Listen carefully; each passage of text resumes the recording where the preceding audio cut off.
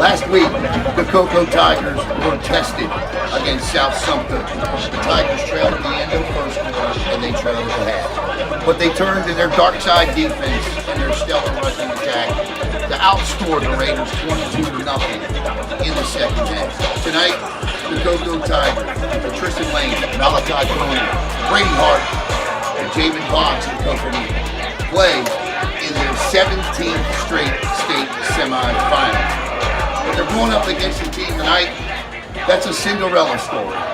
The Booker Tornadoes. The Tornadoes have defeated the number 2 seed, the number 3 seed, and last week against Bishop Moreau forced 7 turnovers and knocking off the Vikings 38-32. Tonight, it is the 4th seed, Booker Tornadoes, and the number 1 seeded in the state of Florida, Cocoa Tigers, as they get set to do battle here at Richard Dick Blake Stadium in the FHSAA 2S State Semifinal.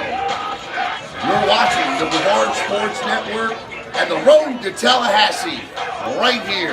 I'm Alan Slaughterzinski, joined by my broadcast partner tonight, Jackson Robb. And Jackson, I tell you, my friend, I'm excited about this one, and as you said tonight, anyone today, by the way, and so what are your thoughts on this one? I mean, this is it's an incredible game. It's a state semifinal in the state of Florida. The atmosphere's here, and it's a huge game. You got a team like the Cocoa Tigers, who are the 1 team in Florida coming in, and then you got a team like Booker, the traditional. And in high school sports, something you don't normally get to see, a true Cinderella story, and a team that came from a 7 seed, beat everybody in the path to the Final Four, and now they're here to face Cocoa. It's a game, again, as I said, you don't get to see all the time in high school sports, especially in football, and it's just exhilarating. And here at Cocoa, getting to be here for it, there's nothing better. Yeah, Booker and Cocoa. Let's talk a little bit about the Booker Tornadoes for those in Brevard County. And Jackson, you found an interesting stat about just how much of a Cinderella they are. Yeah, I mean, you look at this team in the final FHSAA rankings of the regular season. Booker came in ranked 209th. That was 13 spots below Satellite. That was, I believe, 31 below Vieira among Merritt Island, Palm Bay. So all those teams who are great teams here in Brevard County, but none are close to playing in the state Final Four this week. Yeah, so that is huge. And last week, again, 4 interceptions, 3 fumble recoveries. Let's talk a little bit about Scotty Littles, the head football coach of this program. His second season, obviously, he leads them to the Final Four. And, well, we're going to do the national anthem a little early here. So, yep, let's pause for that, and then we'll get back to Scotty Littles here.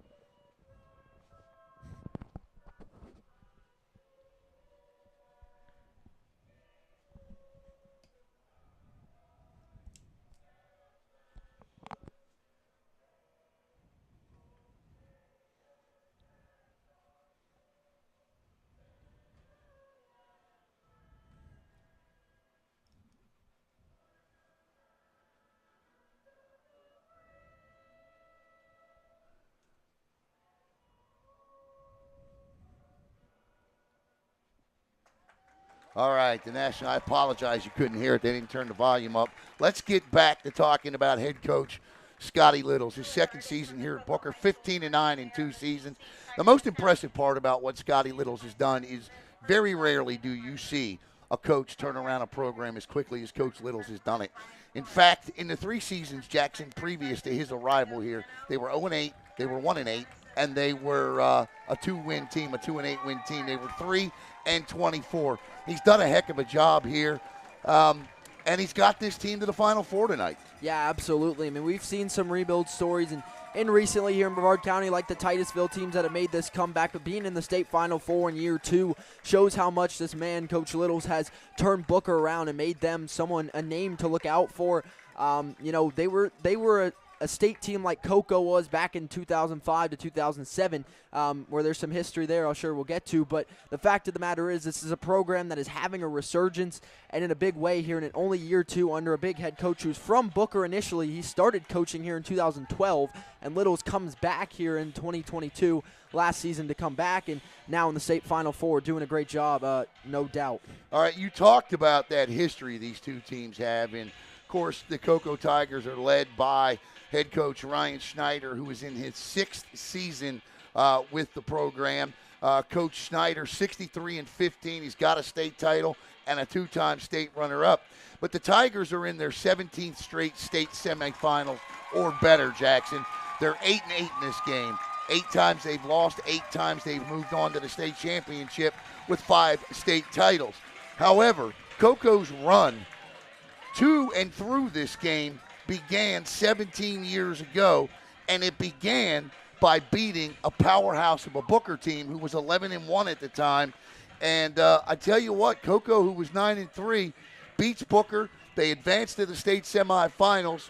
They lost to Naples that year, but this is where it began. So as we were discussing on the ride over, this is full circle for both of these programs. Yeah, absolutely. It's weird how that happens in sports and just in the world in general, but the fact that Booker's back here at Richard Dick Blake Stadium doing what Cocoa they're trying to do, what Cocoa did way back in 2007 before I was even born, and the fact that we're back here again doing it with reverse roles is just, as you said in the car, it's eerie, and it's just interesting the way that works. Booker's offense, a little bit of quarterback by committee. You'll see maybe one of 3 quarterbacks back there tonight for them. You may see Noah Obaseki, you may see Jordan Johnson, and you may see Alex Diaz. But this is an offense powered through their rushing attack. And Tuda, the A train back there. They've got 8 guys, Jackson, that have reached the end zone this year, 4 guys with 200 or more yards rushing. But it's all led by this young man right here, Ahmad Tuda Hunter. Yeah, I mean, absolutely. The rushing attack, I mean, he's had 850 yards, as he said, this season. But, yeah, that rushing attack's been huge for them. In their first-round win over an undefeated team, Fort Meade, they ran the ball 44 times, passed it 1 time, and won that game by a solid amount. So they're able to specifically focus on the run, or as we've seen, integrate the pass. But just seeing that, the amount of guys they have in triple digits, I believe it's 8 in rushing, as you said, 4, 200 plus. I mean, that's important to have that kind of diversity and that amount of players in the backfield to be able to do such a thing, and especially led by a powerful runner like Tuda Hunter. It's going to be interesting to see how that really great Cocoa front prepares for backs like that. And then, of course, Javen Boggs, the Ohio State commit, in the playoffs, 339 yards, 3 touchdowns. He's got 21 of them on the season, 2,000 yards in the past 2 seasons. And his passer is the sophomore Brady Hart, who's 67% in the playoffs at 56 for 83, 784 yards, 4 touchdowns, a pick during the regular season, 37 touchdown passes. The poise of this sophomore and just the rapport and the relationship that he has with Boggs and Bragg and Bryant and Teeter is really quite remarkable for a sophomore. Yeah, absolutely. Brady Hart, I mean, the fact of the matter is we've seen in these past few years with some incredible Cocoa quarterbacks like Blake Boda, Davin Widener. But the thing that Brady Hart's been able to do is he didn't really have a transition period where he was really, not necessarily really struggling, but he clicked pretty quickly and looked like a guy that's been here his entire career, been here 4 years already, and he did that in about a game or 2 against Jones, Venice, St. Thomas Aquinas. He was ready. He had some of his, if not his best game down at St. Thomas, and he's been able to step up to the pressure, whatever they've thrown at him. Brady Hart's been able to, stymie and come out here and play his game, and that's what's been most impressive for me. Davion Hawkins, Ingram, Samadre Hawkins, as well as number 55, Messiah Robinson out there, and number 1, Davion Parham, your Cocoa captains. I can't see the numbers for Booker. It's important to let everybody know that with 10 tackles tonight, you can't see his face mask because of the scoreboard there, but Samadre Hawkins will surpass the all-time great Grady Redding and become the career tackles holder here at Cocoa High School. Samadre has been playing on this team since an 8th grader. That's a rare thing to do here at Cocoa. 413 career tackles, 11 tonight. He becomes the new record holder. The teams are at midfield for the coin toss. We're going to mute it, step aside. We'll be right back with the opening kickoff here on Brevard Sports Network.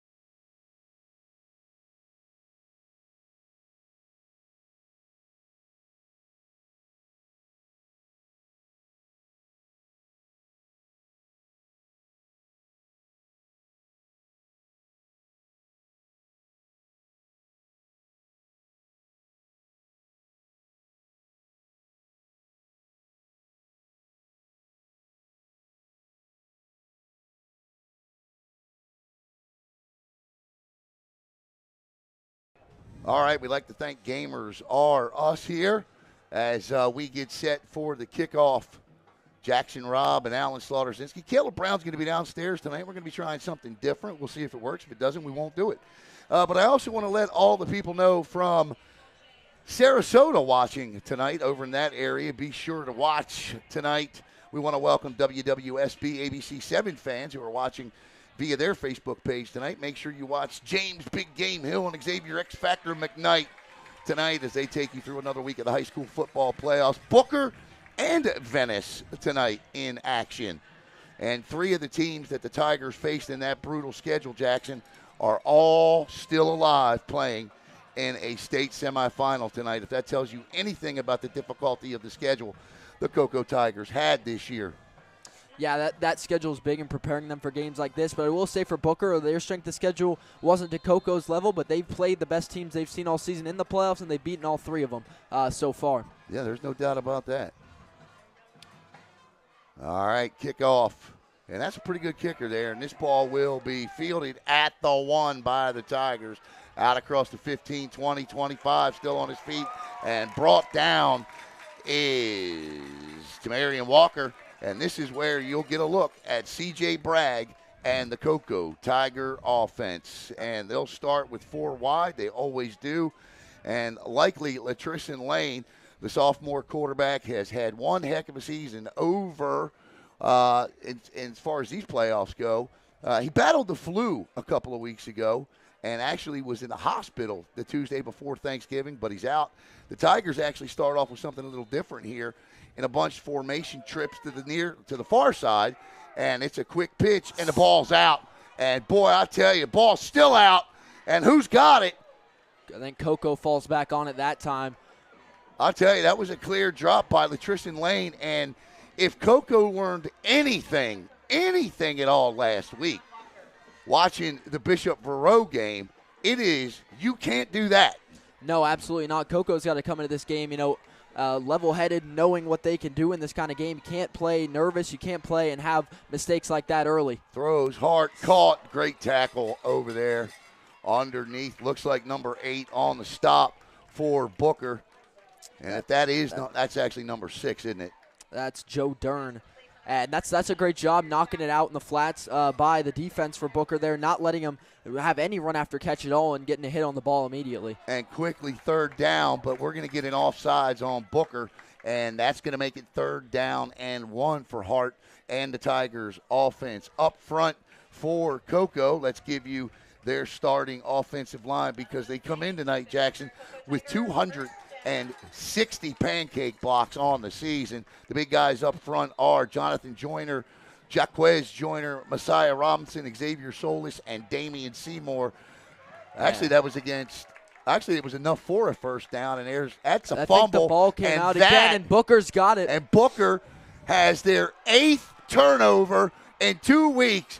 And if you're Booker, you got to be thinking, let's go. Here we go again. I mean, that's brutal for Coco. They dropped the ball on the first down run. They go back to the run game there, and he hit a pile of, the Booker Tornadoes the defensive front, and the ball pops out. Don't know if it got punched out or if it got dropped, but the fact of the matter is Booker has the football now, and that's 2 fumbles on an opening drive in which the run game has been vital to Coco the last few weeks. So Booker will take over 1st and 10 at the Coco 49-yard line, and we'll get a look, and it looks like the quarterback is going to be, and coming out is going to be Noah Obaseki. Obaseki, his family of Nigerian descent, runs a 4.40, and there's that jet sweep. They love to run out of that formation, and Coco had him stopped, but then the second Coco football. Oh, Coco comes up with it. Coco takes it right back, and we've got dueling fumbles.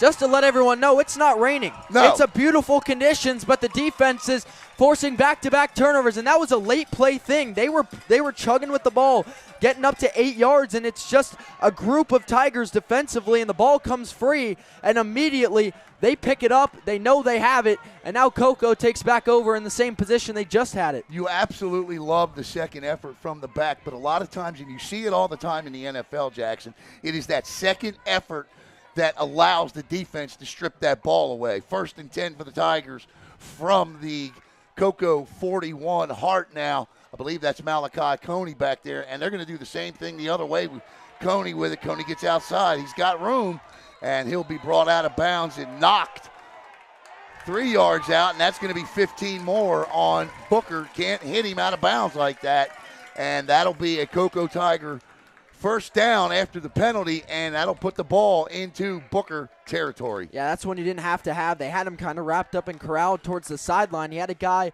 had his hand right on his back, and he kind of just pushed him out at the very end of the play there, and the refs took a second to think about it. They make the call, give Coco the first there. You see Booker, they started lining up kind of in a cover 2 look for just a second, and then they pulled their deep safeties down expecting the run, but Coco was still able to pick up a good chunk of yardage. 1st and 10 for the Tigers from the Booker 35. Hart from the gun, turns, gives, Coney, spins out, but he can't spin out twice. Joe Duran is there, as well as number 11. That's Hunter Zirkle, the 6'3 senior, and it'll be 2nd and about 9 for this Tiger offense. Again, ball now at the 34, right back to the line of scrimmage, double split equally to each side.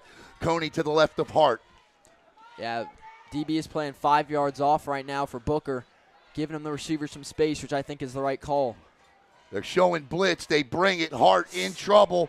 He will go down. Brady Hart, great blitz right there by Booker. That's Mr. Do-It-All. That's Jordan Radke. He leads this team in tackles, and he gets in there and makes the sack. Your guy Tuda Hunter in there as well to bring him down, number 8, coming up the middle. And that's one. Hart almost slipped free, but he lost his footing there in the second effort, and the second defender for Booker just knocks him down, and that's a big loss. 3rd and 17 now. Don't know if it's 4-down territory. I would think from the 30 to the 35 maybe, but here I think the Tigers, if they don't pick this up, may want to try and really pin them back deep. Hart drops back, looks, fires, across the way. They're going to throw the flag, but I'm going to tell you right now, I don't agree with the call. That's a great job by Javen Boggs. The reason I don't agree with the call is because Hart sailed that ball over his head. That's not a catchable ball, but that's going to be 15 yards. There's a flag back down by the line of scrimmage. Sure, I agree. The DB there didn't need to turn him around like that. He had him covered well, and the pass was over his head, but unfortunately, the refs call it, the ball in the range of play, so that he did turn him around, but there's going to be a foul on Coco first to hold, so it's going to offset. Yeah, and we'll do it all over again. So Booker catches a break here. I just didn't, I think officials, and they do a terrific job for the most part, and I think that they need to be, and that's at every level, more conscious of the ball that's not catchable. Absolutely. I mean, all 3 refs threw one in, so it was a group decision on that one. But third down, and now we'll repeat it. It's 3rd and 17 for Hart. Teeter, Boggs, Bryant, and Bragg out there. Bryant in motion for Coco. And we got whistles, and that's going to be offsides on Booker, so it's now going to be 3rd and about 11, 3rd and 12. That's their second one here early. They gotta avoid being jumpy. They gotta watch the ball here defensively. But it's still going to be a 3rd and 12 here for Coco. And I'm assuming, I mean, depending on if they want to play to 4 downs and run the football, they may try and get something over the middle to set up some sort of crossers because Booker's lining up in a cover 1 these last few plays. So if you get something underneath, a mesh or some slants maybe, catch someone off, and then you could break a big play. Keep your eye on Javen Boggs here. This is where Hart really likes to go to him. Nobody better in the state of Florida to double move than Javen Boggs. Hart looks, throws, caught, dropped. Nope. Oh, he caught it. Nice catch. C.J. Bragg. Wow. He took a lick immediately. Again, Booker's playing him right on the ball, and that's just a good play. And as I said, they got to look over the middle. That one, they go down the seam a little deeper, and it works out just fine. But that was a big hit to hold on to the football. 9:03 to play here in the first quarter. The give is to, I believe that's Malachi Coney. And Coney's helmet comes off. Yeah, it does a lot. Latrician Lane's going to come back in the game here. And Lane has been sitting since he dropped not 1 but 2 balls. So he's back in the game. Look, Lane's a sophomore. He's got the jitters here as Coco is approaching the Gamers R Us red zone. 8:45 and running to go first quarter. No score.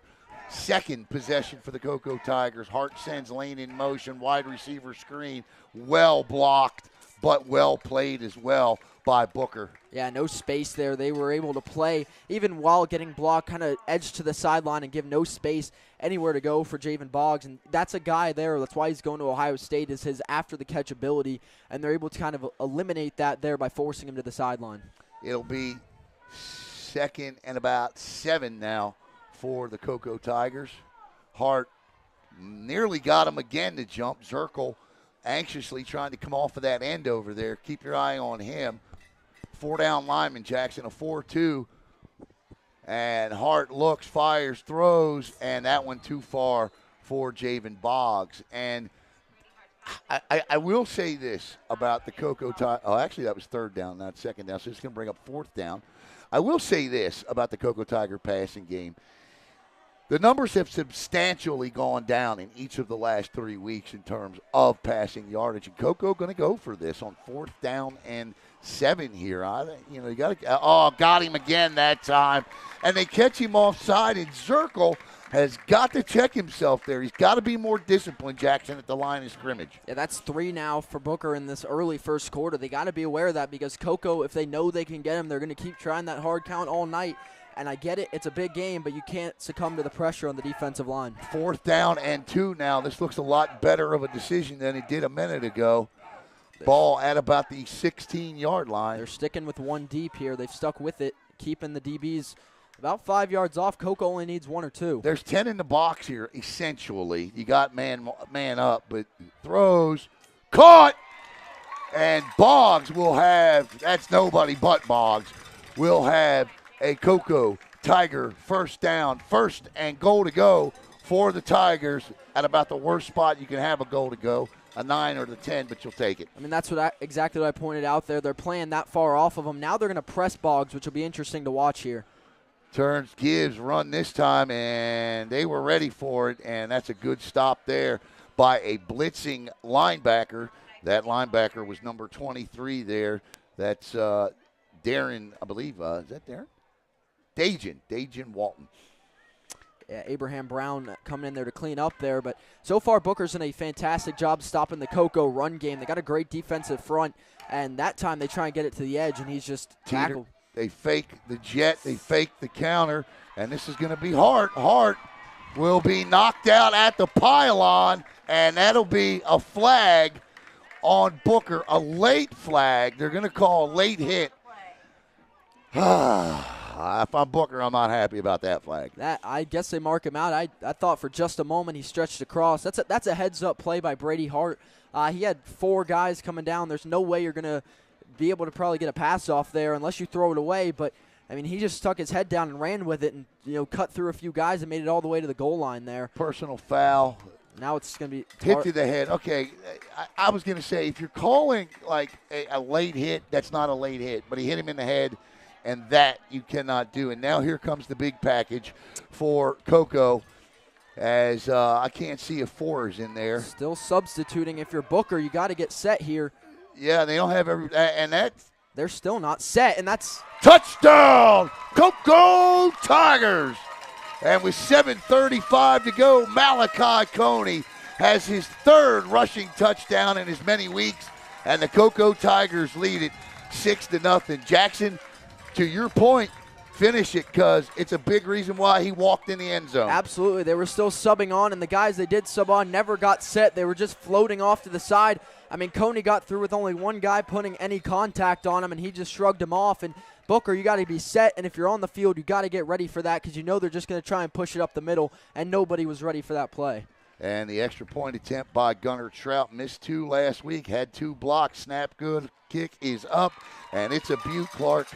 And with 7:34 to go in the first quarter, the Coco Tigers lead it 7-0. We'll be right back.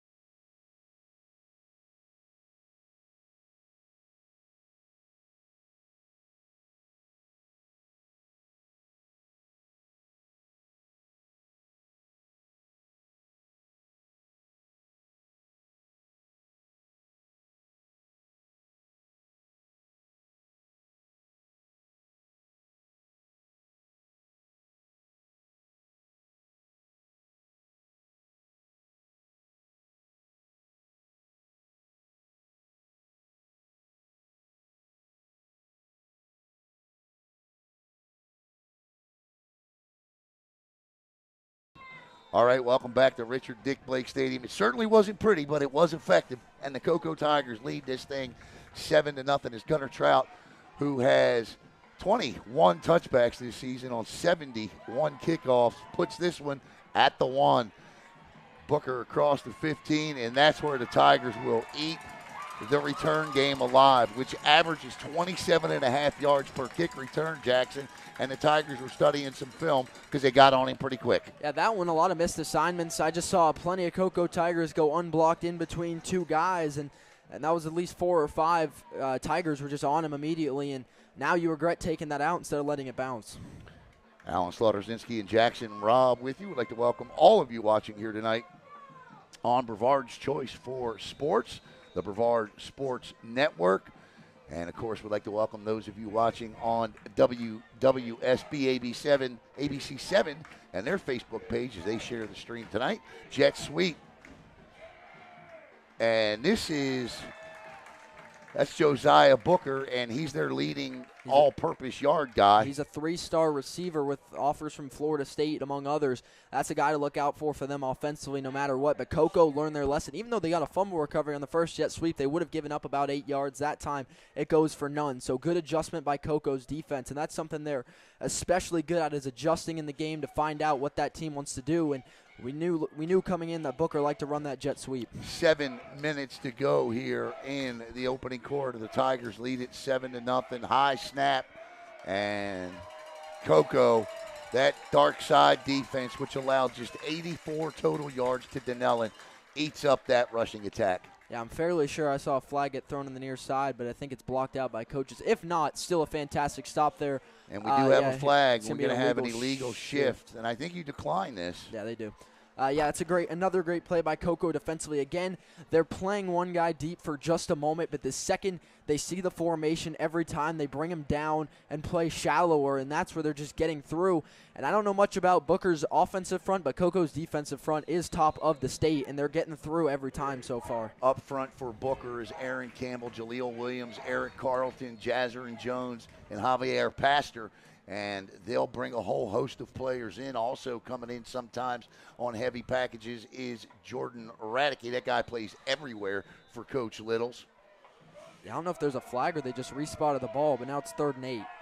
Yeah, I don't know what happened there myself.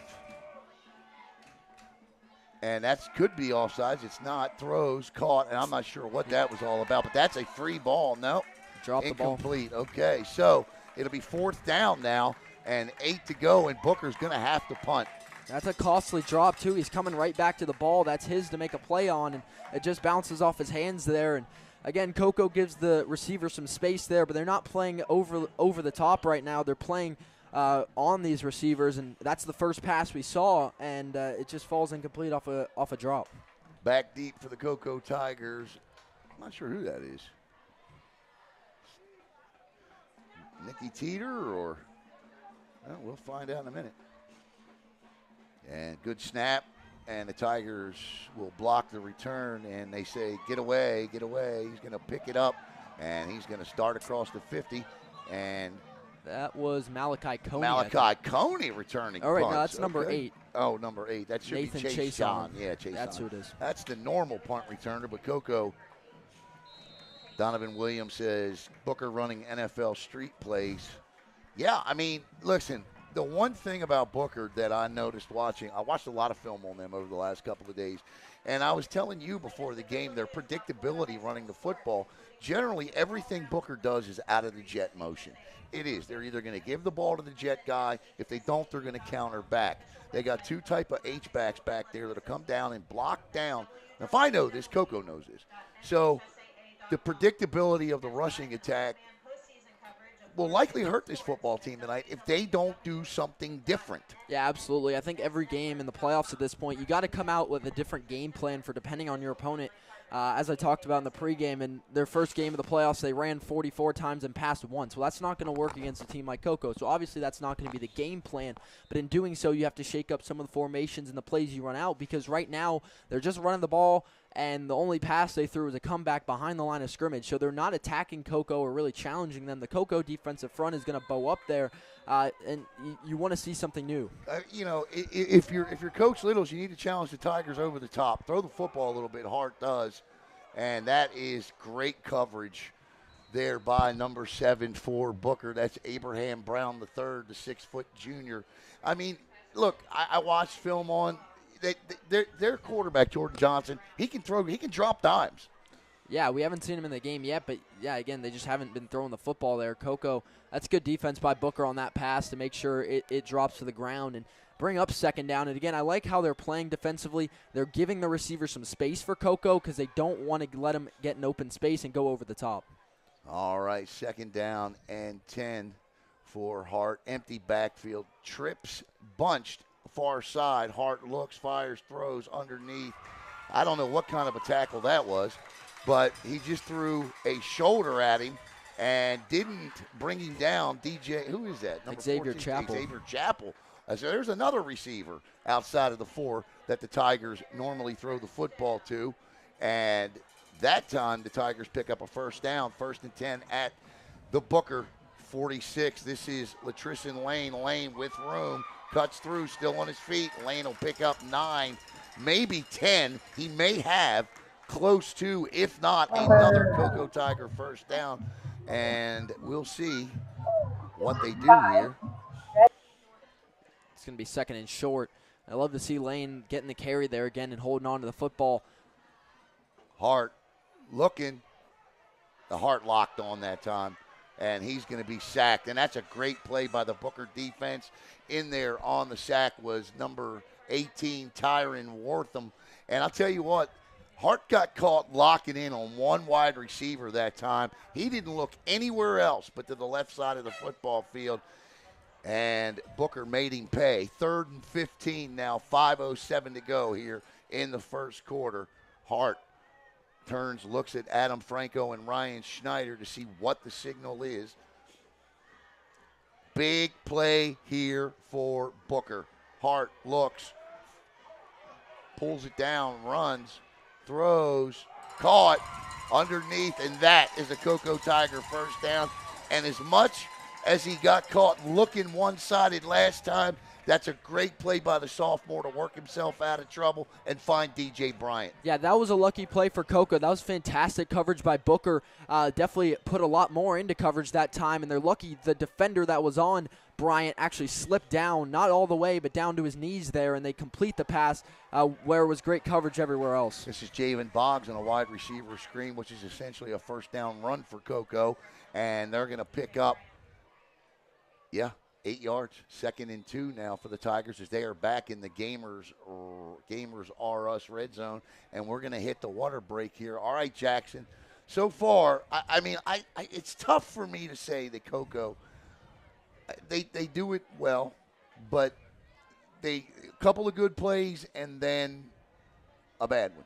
Yeah, they're not dominating this football game by any stretch of the imagination. No, I think Booker's defense has done a good job as well. That defensive front has got through an incredible Cocoa D-line to put pressure on Hart. A lot of plays, which we haven't seen a whole lot this season. Their secondary has been good. There's been good play calling there, switching coverage. And on that one, as I said, when that guy slipped down, they got that completion on 3rd down. But the coverage was great everywhere else. For me, it's just offensively right now. We haven't seen him a lot, but the early fumble cost him. And then it's just play calling early on and playing a little conservative, which is all right. But you don't want to just give the Cocoa defense plays to shut down. All right, there's our end zone camera tonight. We'll watch this play from the end zone here as we wait for, I'm not sure what our cameraman's doing, but he could stop moving back and forth with the camera here and steady it up a little for me. All right, here we go, the Cocoa Tigers. And Hart looks, fires, throws, caught, dropped. And that was big for Cocoa because the blitzing D lineman there bit on Nicky Teeter on the fake, the jet, and that's big because that would have come right on to Brady Hart. He would not have had time to even look upfield if it wasn't for the fake. It was a good fake, but the drop there into double coverage ends up pushing it to 2nd down. That 3rd down here and 3, 2 maybe, we'll call it 2. If Booker ever needed a stop, it was right here. But I got a feeling it's 2-down territory for Cocoa. Turns, gives. Inside, touchdown, Cocoa Tigers. And there's Latrison Lane, Allen, and that's a huge bounce back. The biggest thing for a running back, especially after fumbling twice early in a game like that, it's huge to get your own confidence back and get your momentum back, and that was in a big way. He shredded off a few tackles up high and just bounces into the end zone there for a touchdown. And following, again, as I said, back-to-back fumbles on the opening drive, to come back and do that is huge for a guy like Latrison Lane. 4:05 to play, and on for the extra point is Gunnar Trout. And everything was perfect the first time. Let's see if they get it again off the edge. And it's blocked again. And the Tigers are doing a terrible job blocking the ends the last 2 weeks. It's 13-0. We'll be back with the kickoff in a moment.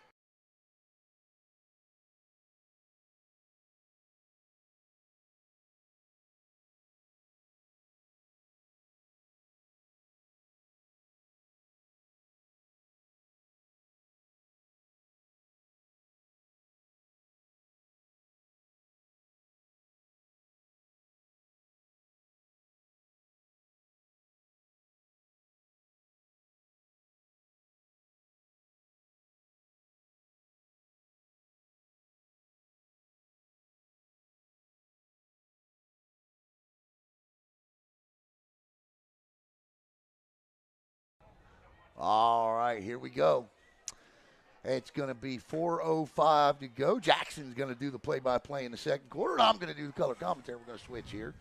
Jackson is my guy, and there's the kick, and that is fielded at the 5. I want to say hello to Cedric Hawkins, and Ced, my man out at Ohio State. Tough one last week, but I know Ced's just a freshman up there, so he'll get it done. He'll get it done. And a great job by Caleb. How about the job by Caleb down there in the end zone with that camera? That is just absolutely beautiful. Yeah, it's funny. We were up here scheming, me and him, before the game, how that would pan out, and it went exactly as planned. It panned out pretty good. Yeah. Pretty good. Always trying new things here on Brevard Sports Network. Jackson and Caleb with a heck of a job on that one. 3:59 to go here. Did I say second? No, first. I was like, they didn't even run a play. 1st and 10 now. And Booker's going to have to try to start throwing this football.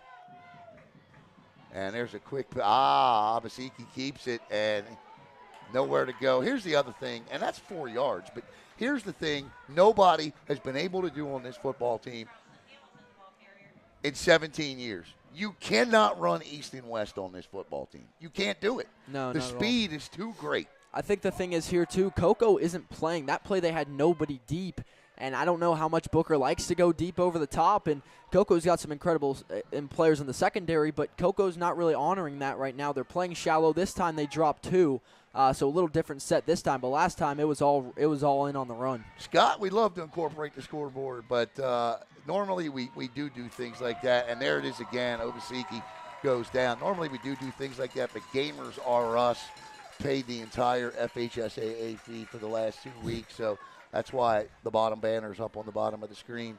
And we also want to give a big shout-out and a big thanks to Jim Williams for all he has done in financial contributions. You know, I think it's important to let people know these games cost $500 a piece.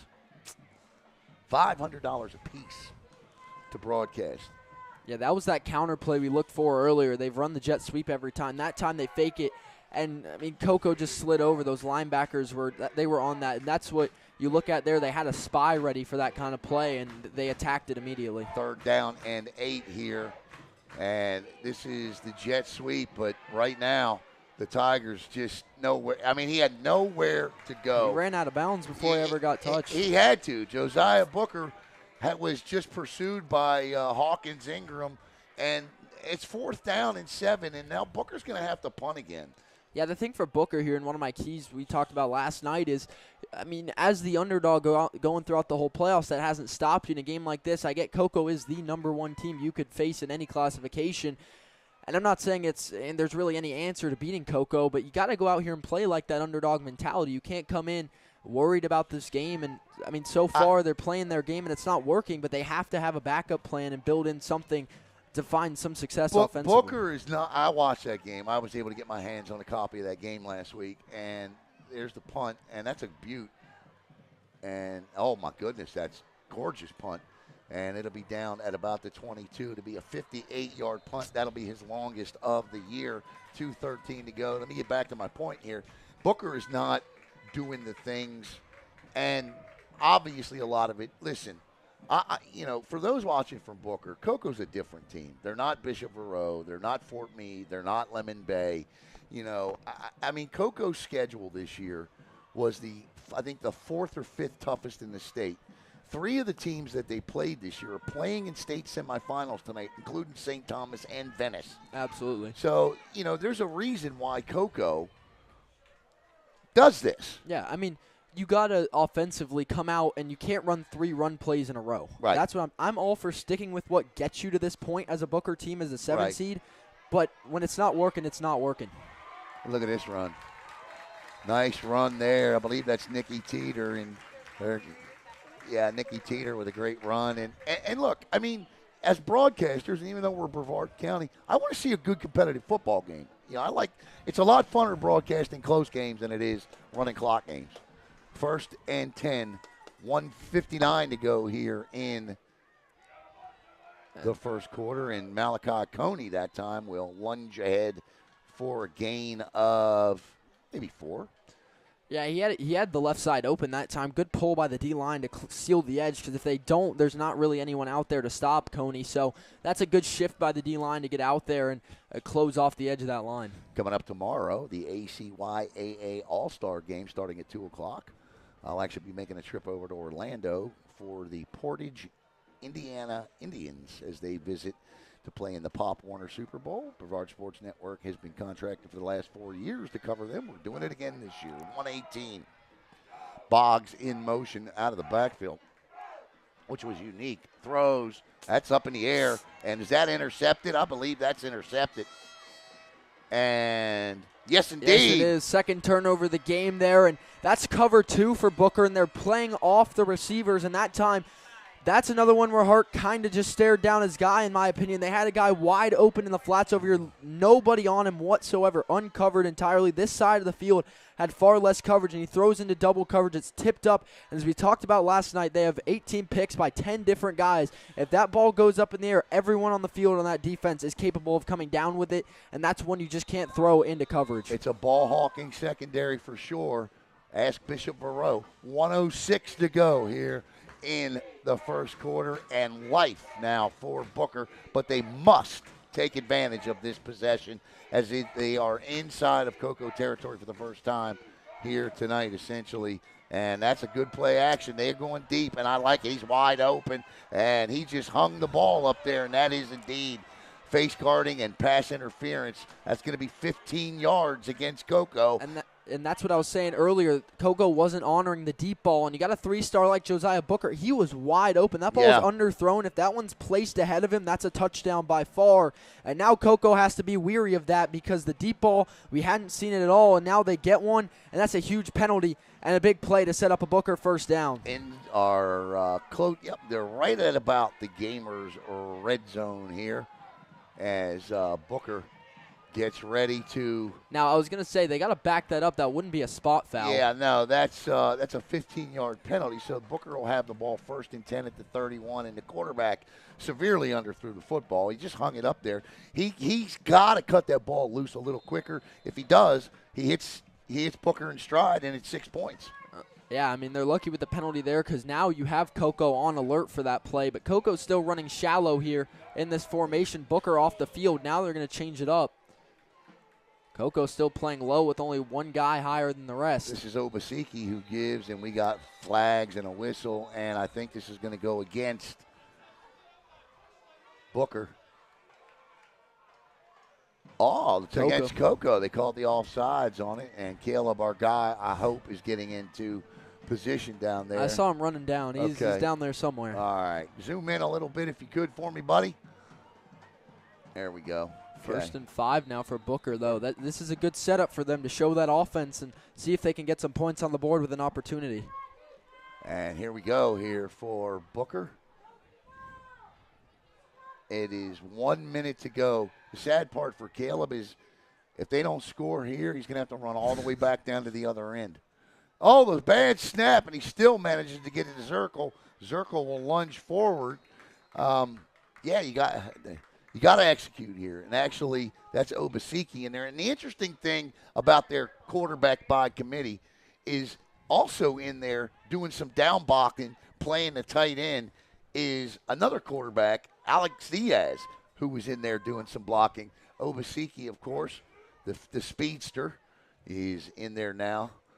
And now it looks like Obaseki will, I thought he was going to run to the wideout position, but he's not. As Caleb, still too far away.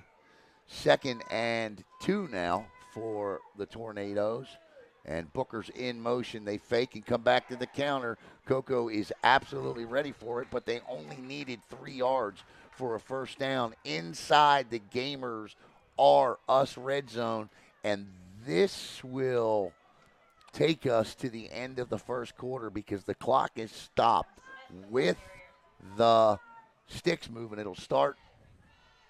Should start now. Yeah, it's starting. That's going to take us to the end of the first quarter. With your score, the Cocoa Tigers 13, the Booker Tornadoes nothing but threatening.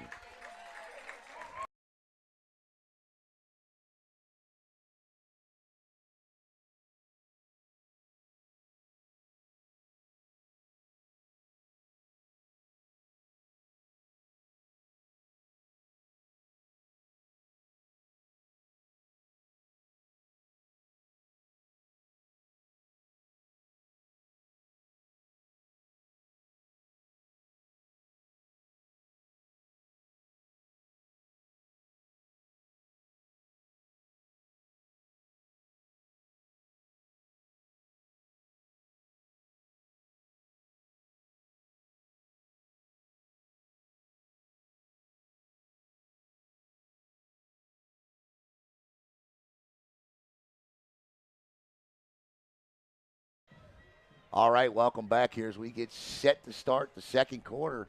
And again, I want to thank my friends over at WWSB ABC 7 out of Sarasota. Make sure you watch James Hill and Xavier McKnight tonight as they will take you through a recap of another week of high school football playoffs.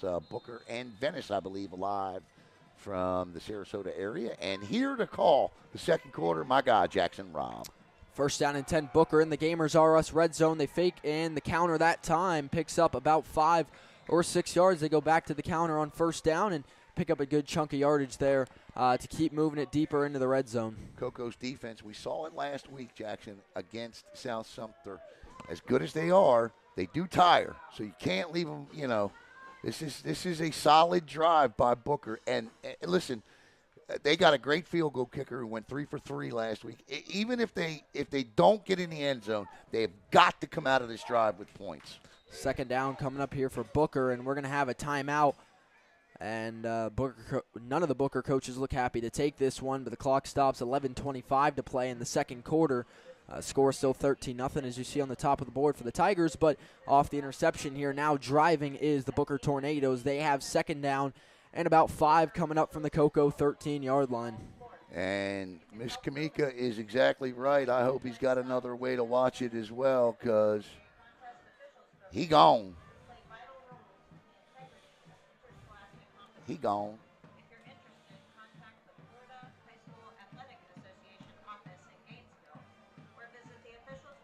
So second down coming up here for Booker. They run the counter on first down. It goes well for them. We'll see what they go in here. Similar formation. 2 receivers split to the near side this time. And Cocoa again shallow defensively, playing closer to the line of scrimmage here in the red zone. Second down coming up for Booker.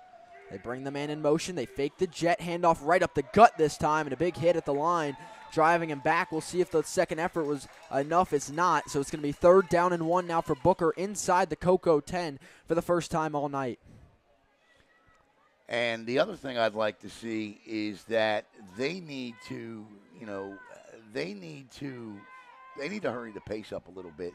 They got the Tigers, hands on their hips a little bit, a little tired. And they need to capitalize on that. You can't take all 25 seconds to get this play in.